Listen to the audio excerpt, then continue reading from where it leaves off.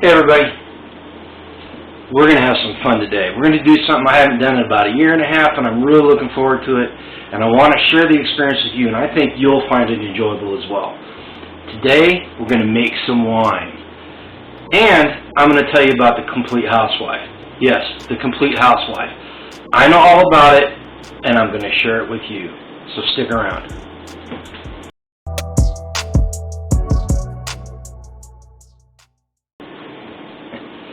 Hey everybody, welcome back to Grumpy Acres. Yes, today we are going to make wine, and I'm also going to tell you about The Complete Housewife. The Complete Housewife is a book by Eliza Smith. The first edition was published in 1727, and this version is a facsimile version of the fourth edition, which was published in 1730. And it comes from Townsend's, which is they've got a company, their YouTube channel is Townsend & Son.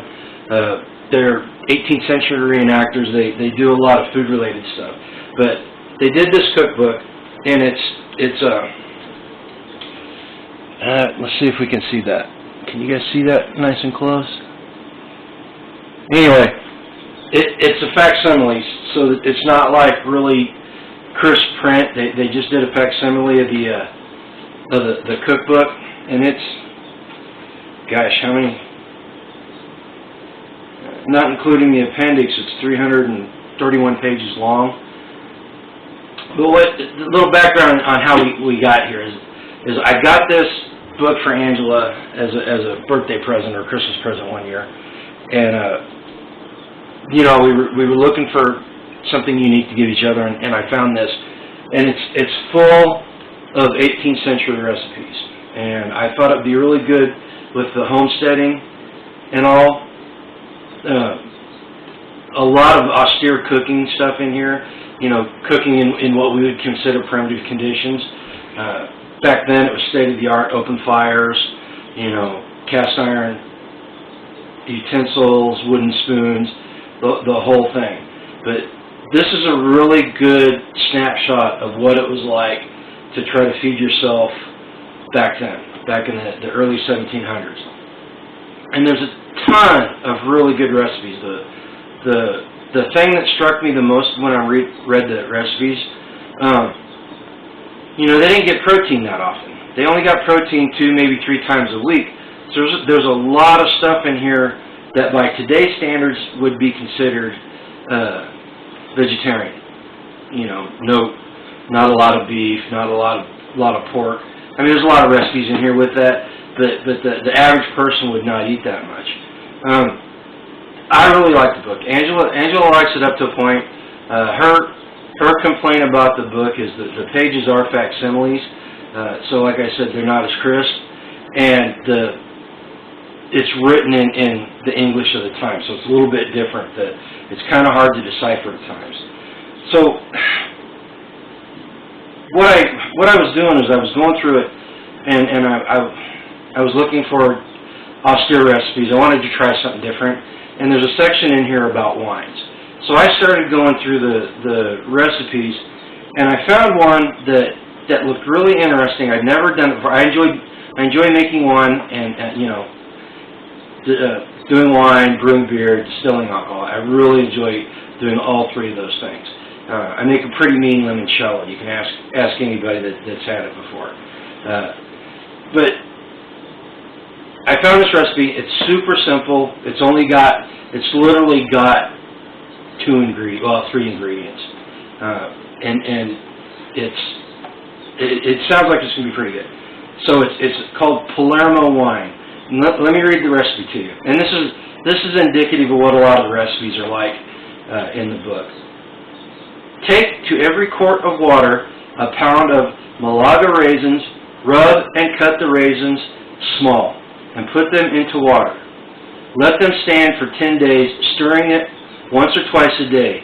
You must boil the water for an hour before you put it to the raisins, and let it stand to cool. At 10 days in, strain out your liquor and put a little leaf to it. And at 3 days, put it in a vessel with 1 sprig of dried wormwood, let it be closed, flopped, and at 3 months end, bottle it off. So as you can see, it's not written like we speak today. And the other thing that Angela finds hard sometimes is back then instead of using an S, they used an F or a double F for an ST.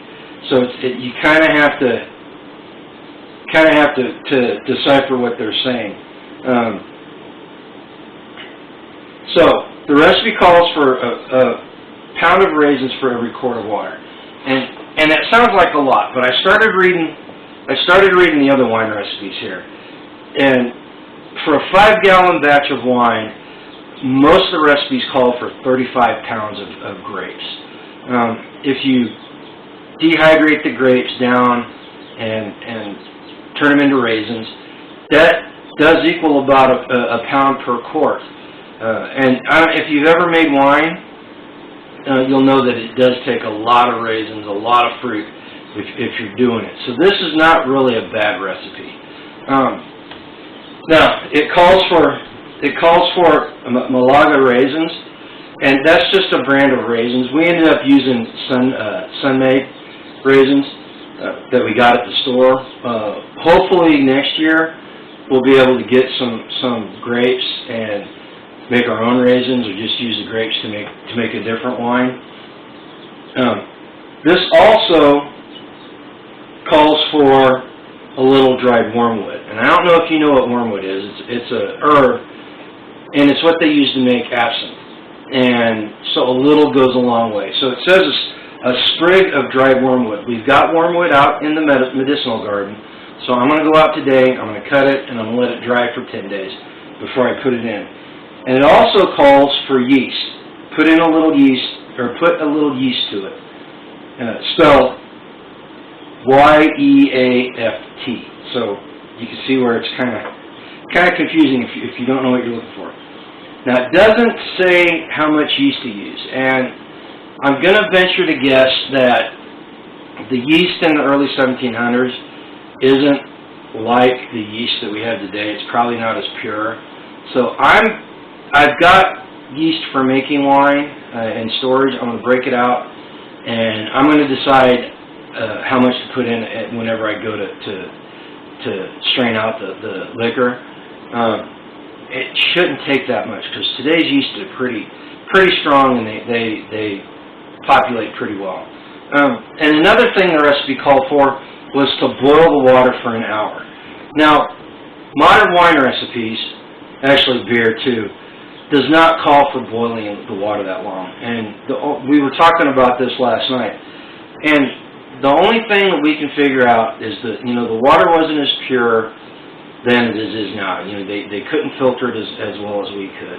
Even coming out of the tap is way cleaner than what they had on a daily basis. And boiling it for an hour makes sense, because what you want to do is you want to kill all the bacteria in the water, so that whenever your yeast hits it, it's got nothing competing with it, and you're not running the risk of having your wine go sour because it's got a bad strain of yeast in it. So I only boiled the water for 15 minutes. I brought it to a boil, and I turned it off, and I let it cool down to room temperature. It's probably, I've got it here in this bucket next to me, and it's probably just a little bit above room temperature. It's still a little warm to the touch, but it's close enough that I can use it. So here's what we've got.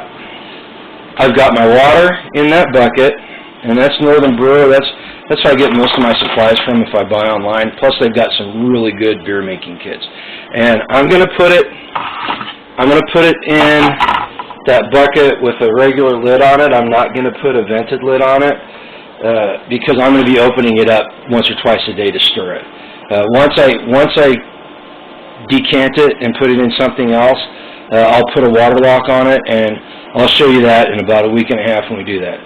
Then I've got 4 pounds of raisins, because I'm only doing a gallon of water.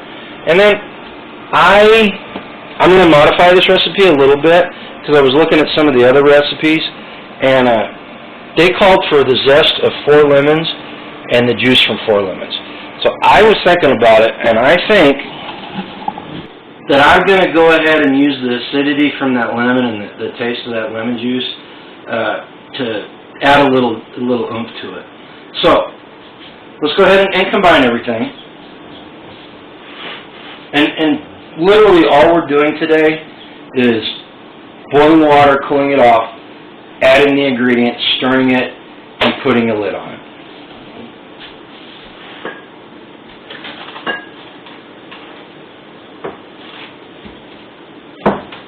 Need a spoon. Now these raisins, instead of chopping them, I ran them through the food processor. And the reason why you're chopping them and you're mincing them up like that is you want to get as much surface area as possible. Because you're steeping this for 10 days, and you want as much of the sugar and as much of the flavor of these raisins to get into that water. And don't worry, these raisins will not be wasted after they've sat and they've seeped for a while. Worst comes to worst, we give them to the chickens; they'll love it. We might be able to figure out a recipe and turn these into something for us to eat too. We don't know. We're going to get there in 10 days, and we'll figure it out then. So let's go ahead and add this to the water.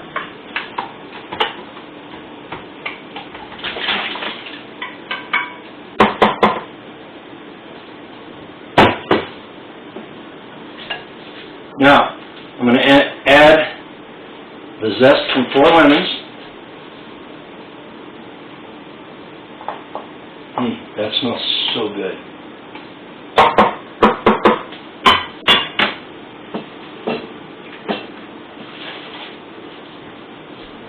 And the juice from 4 lemons.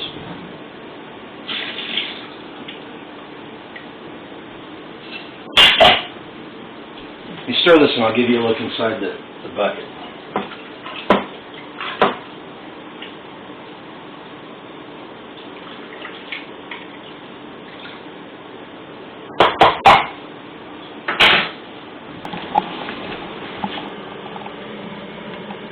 Truth be told, it's not very appetizing to look at.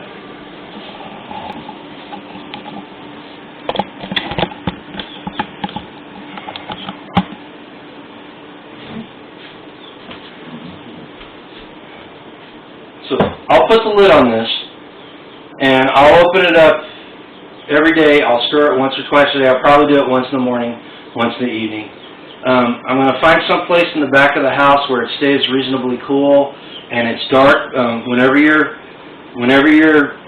seeping your grapes and you're doing that process, if you're making wine, you want to make sure you do it you store it in a cool, dark place, because the heat and the sunlight will cause it to oxidize and it will not taste as good.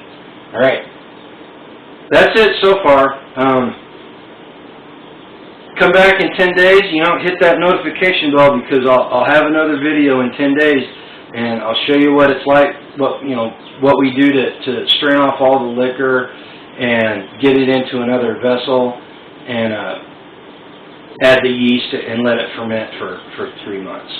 And that's one of the reasons why I like this recipe, because A, the ingredients are super simple, and B, it only takes about 3 months for it to age, which sometimes I've had wine that I've had to age for a year before it's drinkable. All right, so that's one of the things that appeals to me about this. There's actually a recipe in here that they call it a wine, but it's not fermented, and it's literally ready to drink in a week. It's more like a fruit juice. All right, so hit that notification bell so you know when that video drops. If you know anybody that enjoys doing stuff like this, go ahead and share this video out with them. And I'll put the link to the Complete Housewife down below, and the link to Townsend's channel. I think if you enjoy doing stuff like this, if you enjoy cooking and everything, I highly recommend this channel. They do a really good job. The production quality is excellent, and they've got really good topics, and I can't help but think having a cookbook like this with recipes from a more austere time will not come in handy. I mean, there's a whole bunch of stuff in here that that is easily adaptable to the things we have now, like Magala grapes, or Magala raisins, or Malaga raisin, I should say. I had to look them up. It's a special type of raisin grown in Italy, or a special type of raisin made from grapes grown in a certain part of Italy. I can't recommend this book enough. I really like it, and I got my daughter one for Christmas a couple of years ago, and she seems to really enjoy it, and I think you will too. It's called The Complete Housewife, or Accomplished Gentlewoman's Companion by Eliza Smith. And like I said, this is 4th edition, which was originally printed in 1730. All right, you guys come back in 10 days. Go live life and free. Grumpy G. Claire.